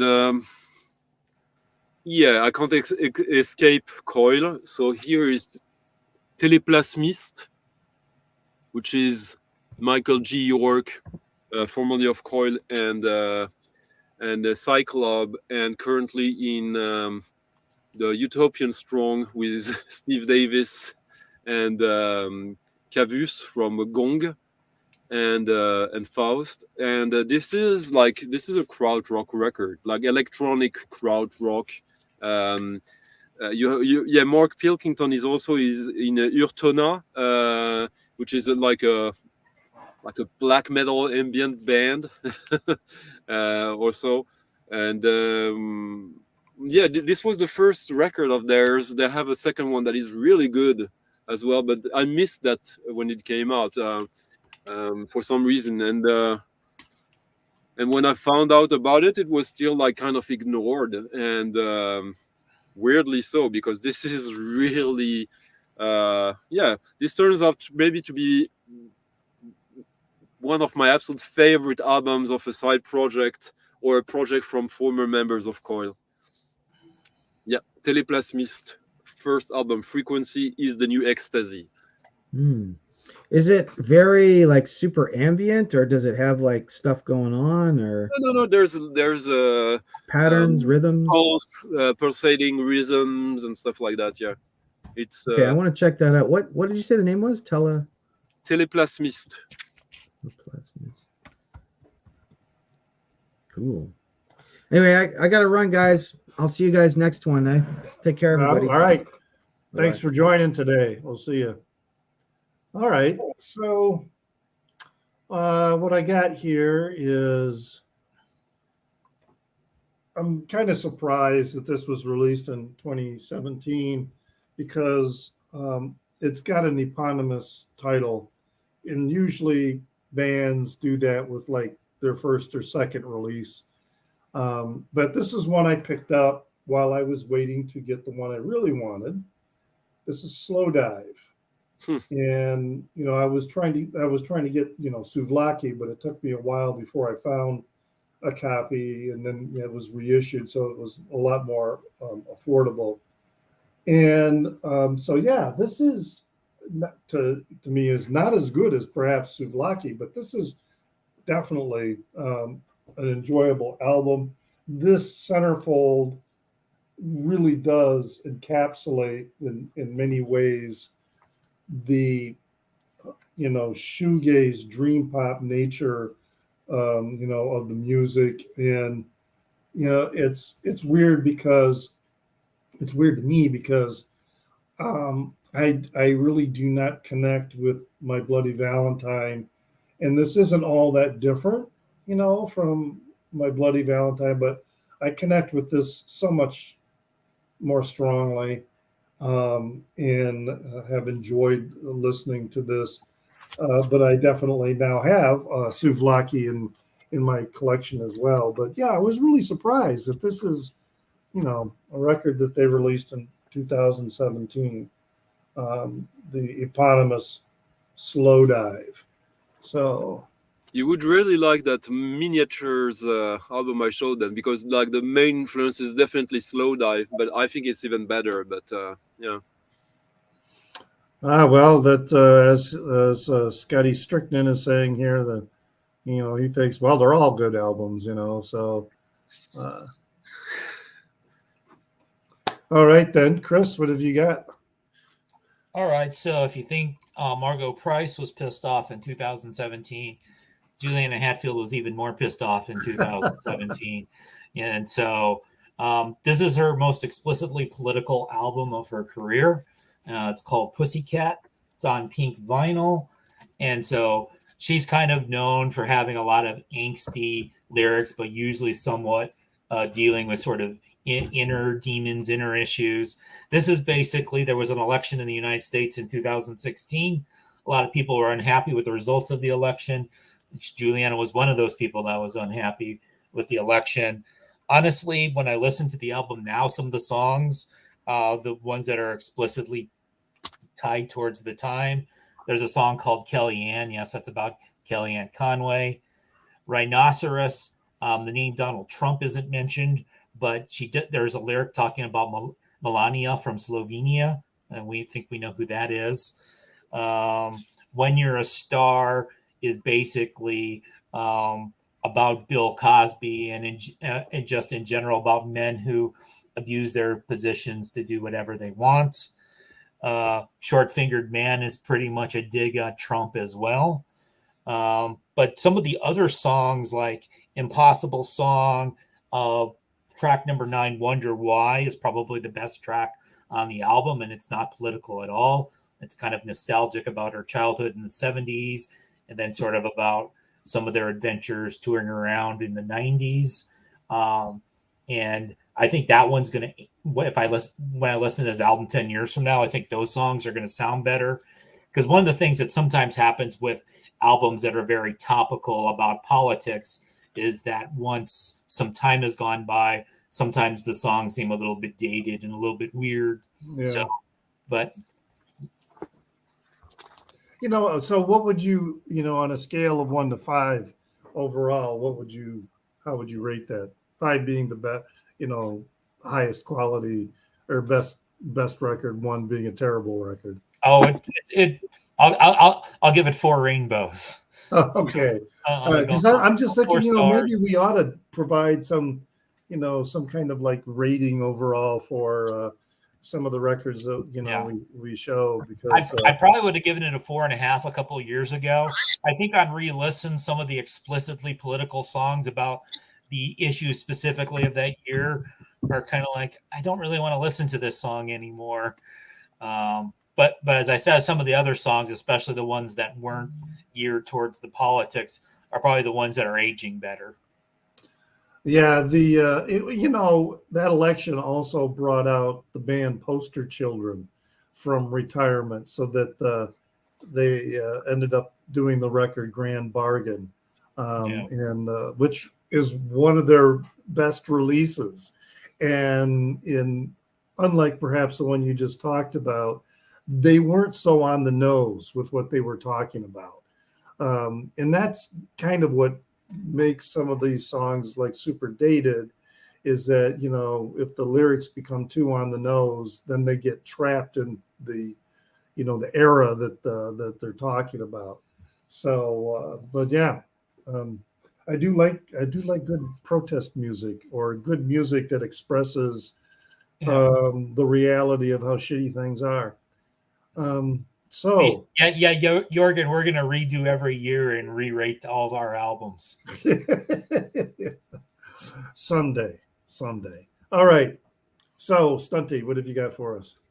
I got an artist called Angel Ho.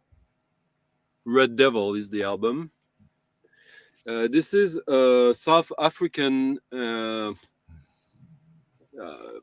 black person, transsexual. I'm not totally sure if, and this is his or her first record. He or she, I don't know how to say it. They did another album after that was a little bit not that good. This is sort of like an industrial baroque symphony of clangs and like there's melody and harmony in it, but it is quite harrowing. And it's an album that at first I didn't get it at first, or I thought like, okay, there's nothing that special about it, and I kept coming back to it anyways, and found there's something quite unique about it, how it manages to have something orchestral in nature emerge from a chaos of noises and sounds and sine waves, and Yeah, it's a record I actually revisit fairly often, at least a couple of times a year. And Nice. another record that was quite a game changer, Alexis Perla from Finland, the Colundi Sequence Volume 2. This is a double LP. He had some records out in the late 90s, early 2000s on the Aphex Twins label that were all right, but it was basically second league Aphex Twin-ish stuff. And then he started to develop his own tuning system for electronic music sound. So he invented a whole new scale and worked on that for years, and just pumped out tracks and tracks and tracks. And they started to get packaged in these albums, the Colundi sequence. This is the volume 2. So this was the second record out of this whole series. The first one was great, but this one was really the pinnacle of that, because he's still pumping out tracks every month or so on his Bandcamp digitally. There's some stuff coming out on vinyl every now and then, but the concept was great. But yeah, after a while, nothing new on the horizon. But on these ones, the concept was new, and he had his best tunes as well. Like so this is kind of like real techno, but by way of Terry Riley and stuff like that. Basically, it is very spiritual music, despite it being club music, and it's not trance either. It's something completely different. So Alexis Perala, really, really, really good. Like how many rainbow? Like rainbow already. Yeah. Interesting. Yeah. I think that's one of the things that I have been finding so much more significant about once we get past around 2005, 2006, 2007, that there is with some of the newer music that I've been, and in no small part for some of your subtle steering, stunty, and to me in different directions. But I've always been a fan of, well, like I was saying in the Gunkles episode, I was very focused on dance house music in the early 2000s. I wasn't really listening to anything else. But going back into the 70s and 80s, listening to some of the earlier electronic groups, like Tangerine Dream, there was always that part that I enjoyed, that music. Well, a lot of the other people I was hanging around with, it was kind of like, well, it's drum machines. It's like not even real instruments. It's not real music. And, but I and so now what I'm finding is that there has been this development, that whole genre in broadening. There's a lot of really, really interesting music. And yeah, some of it is, some of it it's not really music that you would say in a traditional sense, but it's enjoyable. It has the same effect, that traditional musical structures have, in that. So it's been 2000s have been, I look at my record collection and like my 1990s is like one cubicle, but my 2000s are now two cubicles. I'm getting lots more music going But in. Richard, just quickly, would it be fair, like, so you just said, and you've said that many times, that during the 90s you were focused on electronic dance music, but weren't you more actually focused on the partying, because you were only buying mixed CDs? You weren't seeking out artists, right? Or were you? Right. No, I wasn't. I was just buying the dance mixes and totally focused on that. It was my hedonistic phase. Yeah. Which is interesting, though, because you're a very focused and a somewhat intellectual person. So It's interesting that you had like this time where you decided to just sidetrack the whole like this. There's an artist behind it, and Well, I think I was becoming more, not so much I was becoming familiar with the songs that were being mixed by the original artist. I was becoming more aware of the DJs who were creating, the mixes, I guess. Because a lot of the songs that I loved in the dance house, the mixes, when I listened to the real release of the song, I was like, ugh, this is, Okay. but I like what the DJs did with it. Mm. So anyway, for my next one here, I've been talking a lot about Jake Bugg, because he was releasing all these records. His first one, very strong record with the folk music the path that he was blazing. Shangri-La came along and he kind of lost control over the production. There was a little more there was more influence. It really was kind of detracting from, I think, what he was trying to do. Then came the On My One, which was all over the place, but he was regaining control over his music writing, his songwriting, and it was more him. But you could tell with that record, he was just all over the place in terms of what he was experimenting with. And then in 2017, we get this one, Hearts That Strain. And it's just a really well-focused album. It's really more him, and it has an ongoing theme through here. These are all love songs. Some of them are songs of unrequited love. Some of them are songs of violent love. Some of them are nostalgic love. There's a different thing going on with each of the songs, but the title, Hearts That Strain, that thematic approach is all through the album. To me, it is a better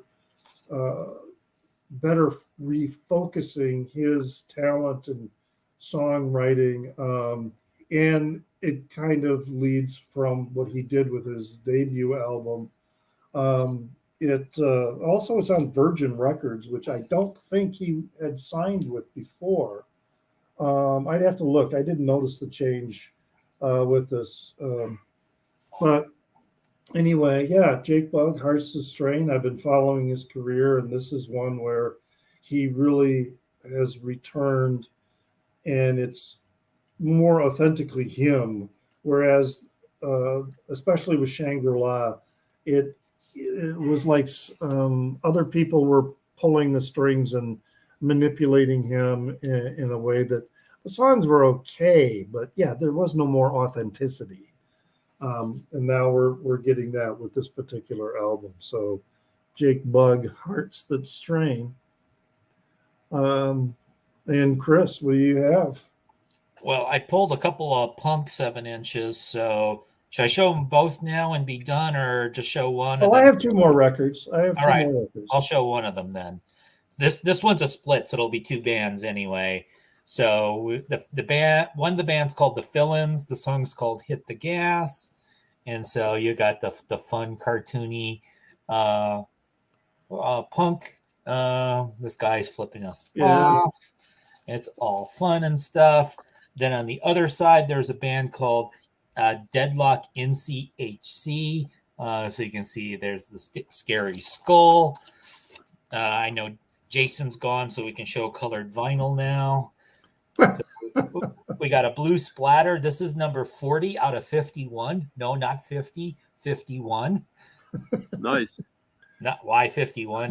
Toad did that also, where they had different color variants. Yeah. And they had really unusual, like this is like 287, like that. So the Fill-In song's probably the better song, called "Hit the Gas." It's sort of a Ramonesy. It's a kind of derivative of the Ramones, but it's like that style of punk. And then the Deadlock NCHC is more hardcore. Both these bands are from North Carolina. I know the Fill-Ins are from Charlotte. I'm not positive about the other band, but it's kind of just some fun, straightforward punk rock. Nothing earth shattering here. No great lessons of the world are learned here, but hey, The NCHC might then be. I think it stands for North Carolina Hardcore. Right. I was just going to say, So, which reminds me of, isn't that the song that Zappa did, North Carolina Hardcore Ecstasy? No, it was Carolina Hardcore Ecstasy. That was the song. Okay, yeah, I don't know about that. Their song's called Rutherford County Line. I should look up to see where Rutherford County is. Was it named for the president, Rutherford? Stunty, what do you have for us? As I see my Wi-Fi here. I thought it's been a long time since I've shown a record from this band. Can you guess who that might be? Is this Nurse with Wound? Yes. Oh, there we go. Yeah, Very Dog good. Fat. A triple album by Nurse with Wound, featuring tons of guests. It's like the ultimate lineup of Nurse with Wound, with Steven Stapleton, Andrew Lyles, Matt Valdron, and Colin Potter, featuring members of Faust, of Catalog, tons of people.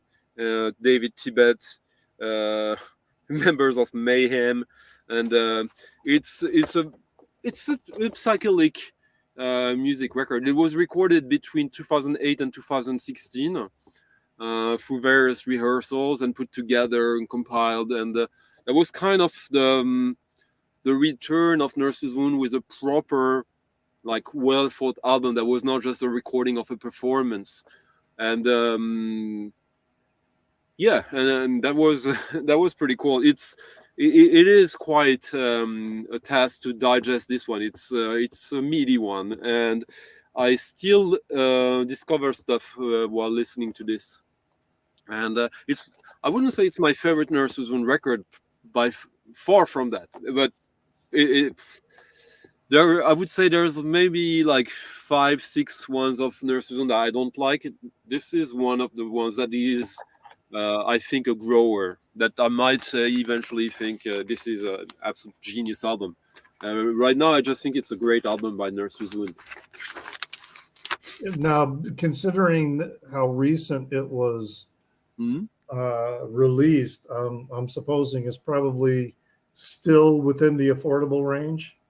Let me tell you, this one maybe. He did another box set, 3 LPs, 500 copies like this one, and that one is not.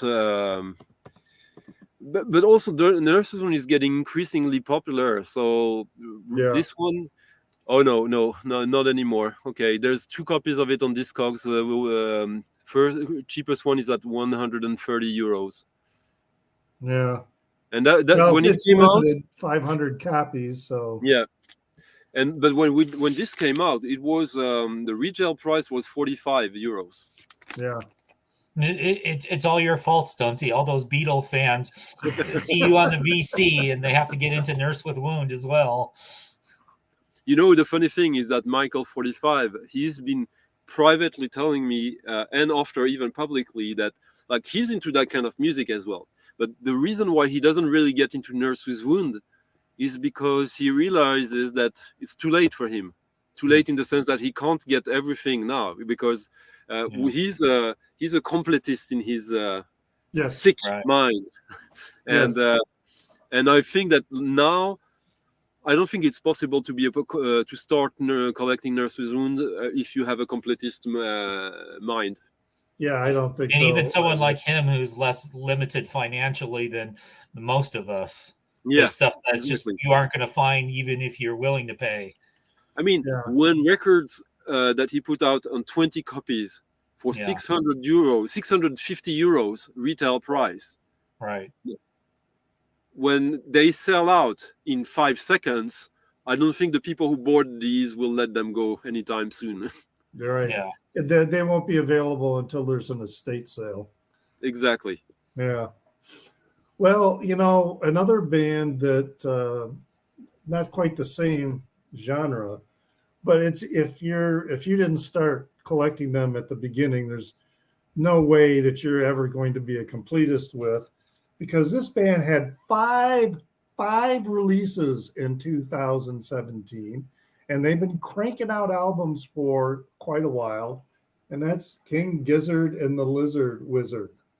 To try and keep up with their output is like, unless you started at the beginning, and chances are you would have had to have been someone living in Australia so that you could get the releases when they came out there, because I'm not even sure if all the releases got that much worldwide distribution. But this is a band that, well, like I say, in the 60s and 70s, bands would release 2-3 albums in a single year. And people will now release an album maybe once every 3 years or something like that. All right, so they had 5 albums in 2017, none of which I have, other than this one. And this is with the Mild High Club, and this is Sketches of East Brunswick. And every album that they release is remarkably unique in its own, at least the ones that I have listened to. I mean, you can go into something that is like, intense psychedelic noise, like Nadagan Infinity. But this one really reminds me of The World is a Ghetto by War. It's got a very easy, pastoral, psychedelic, and R&B feel to it. It's really quite, if I can use the term, it's quite a delicious album. It really is. This is tasty. It is very remarkable and enjoyable and varied, and it's this. The other thing about King Gizzard is that their albums they're not all over the place. They don't marry themselves to a particular sound. They're not like other bands that, okay, this is our sound, and then when they do try and change their sound, their fan base gets all, their feathers get ruffled. They were always experimenting with what they were creating. Sometimes I think their albums are true one takes, where they get into the studio and then they jam and then they record it, and they probably don't even remember what they played, or if they do play it live, it's going to sound way different than what appears on the album, because it is such an improvisational technique. This one, I think the songs are a bit more structured and probably reproducible, but like I say, it's a very, very good, it's a great album to be listening to in an afternoon, and just kind of being lost in it. I really do think of the comparison with the album, the pastoral sound sometimes that you get with that album of The World is a Ghetto. Good stuff. But yeah, I'll when I see a King Gizzard album, I'll likely pick one up or whatever. But yes, there's no way am I going to be collecting their entire catalog. That would be pointless. All right, Chris, one more round for us then. Okay, so the last thing I'm going to show, this is a 7-inch by Australian sort of garage punk band named Zero Dent. So it's a 3-song EP called Soul Mender. And of course, we got this guy wearing his FU93 crew t-shirt. I'm not sure where that came from. I know it says blue vinyl on the sleeve, but it's actually on black vinyl. So Jason will be happy to know, and Sean will be happy to know that it has the large hole rather than the small hole. This came out on Almost Ready Records, which is actually a record store and small label from Brooklyn, New York. I didn't get the record. I've never been to this record store. I got it elsewhere. And they put out a couple records since then. None of them I have, but I really liked this when I heard it. So I have their other stuff on my Discogs want list. I liked it better than the one that I showed a little bit earlier. And again, it's a garagey, punky sound, and they're from Australia. How they ended up on this American label, I have no idea. Also, I put a picture of this on Instagram several months ago, and someone from the band noticed and liked and commented on the fact that I put it up there. So, Okay. I'm guessing no one else has heard of Zero Dents. No. Again, this is something I blind bought and was pretty cool. And I don't buy 7-inch singles really. I mean, and if I want singles, I tend to look for the 12-inch singles. Yeah. So, which I am finding with some bands, there's like maybe just one or two songs on an album that I really want to listen to because the rest of the album is like meh. So I'll look for the 12-inch singles of them. Well, then, but what's your what you got here now, Stunty? It's a box set album from the Soundwalk Collective.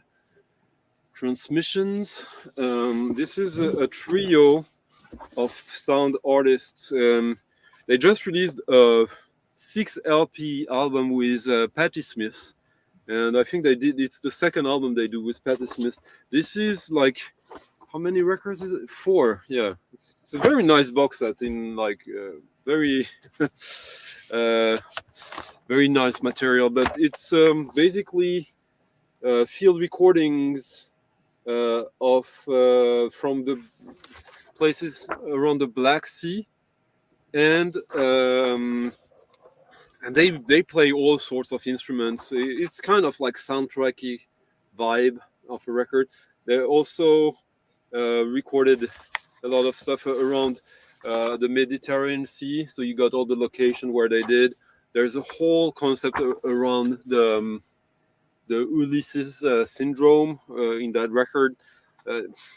They are based in Ibiza, if I remember correctly, and yeah, it's what do they say here? Oh yeah. Well, it was recorded between 2009 and 2016, and this was surprisingly cheap when this came out. It was like a CD, this box set, and they sold it for $35 when that was released. Yeah, and it's like field recordings, kind of. Would it fit into that kind of? I mean, field recordings are very key in this record, but like it's music. It really is music in the end, and some of them come from traditional modern classical composition. Some of them comes from more dance floor electronic music, and one is an artist, like but they all are good producers. And that new record of theirs with Patti Smith is too big for me. I haven't listened to it. Maybe I'll find a way to check it out. But I got a couple of other records of theirs, and it's these bands, these records that are like, you can't swallow this in one take, right? Which is good. I like this kind of albums that like have you keep coming back to them and find different dimensions into them. And I guess they probably got grants or something to be able to afford to do that. This is self-release, I think.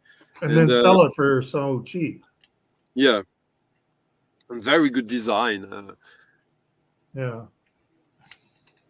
And I don't know if this has gone up in value. I would be shocked if it hadn't. But I don't think that their profile has gone up to the level of the quality of the music. So that there might still be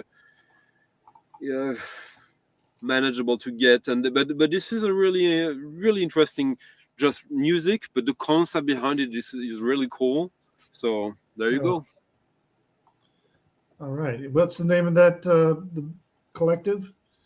The Soundwalk The Collective, which is kind of it is telling. Let me see quickly if I can. Okay, on Discogs, yeah. Still, there's a copy for 55 euros of this near mint. And it's how many LPs? It's 4 LPs. It's in the US, $60. Yeah, so that's a reasonable price for 4 LPs. Yeah, very reasonable. Yeah. Edition of 300 only for this one. Yeah, and then you've still got all the other material that comes with it. So that's still a bargain. That's still a bargain, yeah. Yeah. There's 2 copies in the US for $60. Interesting. In fact, I might write this down again. What is it? The what collective? Check out my live stream next Friday. I'll play it and then we'll see. All right. So the Soundwalk Collective. All right.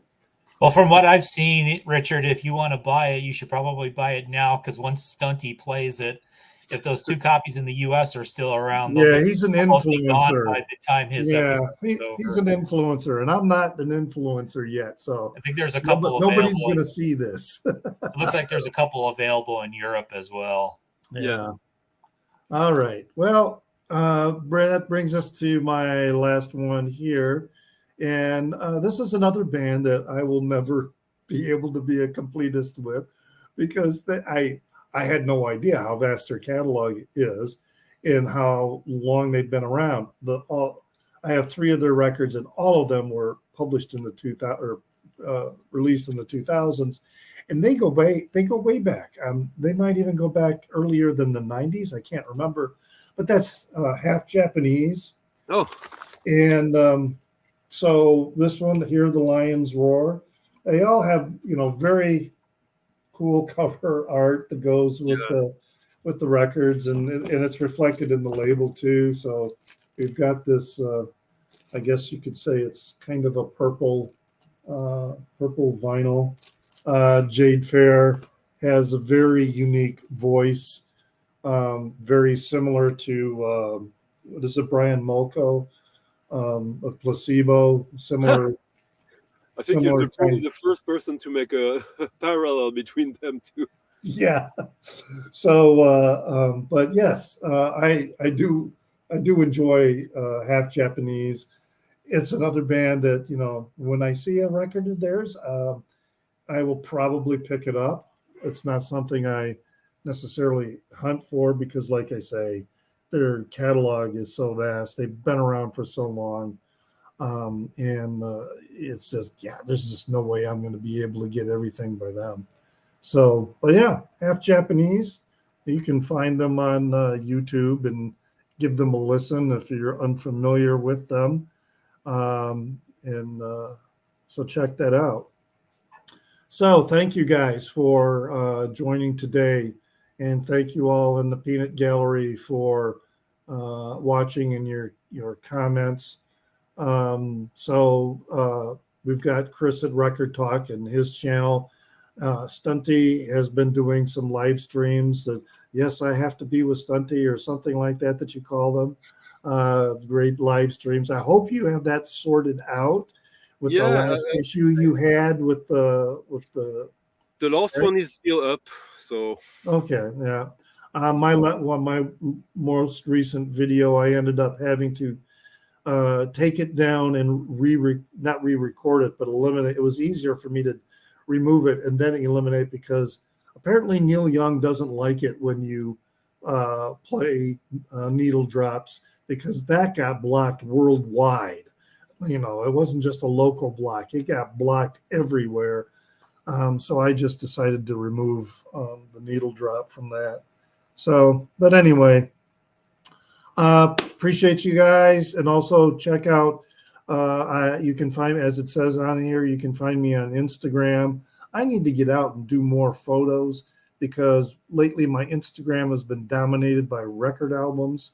And my Instagram account really it's a lot more than just that, because I do enjoy taking landscapes, flowers, or, architecture, urban scenes. But during the pandemic, I just don't get out and wander the city as much as I used to. I need to get out and start doing that more. And also, I see we've got take pictures of stuff on your walk to the record store. Yeah, well, I do like to do street art, take photos of street art and murals that go up. There's a couple neighborhoods here in Chicago where they're all over the place, and it's great to walk through the neighborhoods and get those photos. So yeah, I need to do that more. But thanks again, and always remember, folks, to pray for the people inside your head, for they won't be there when you're dead. See ya. Bye.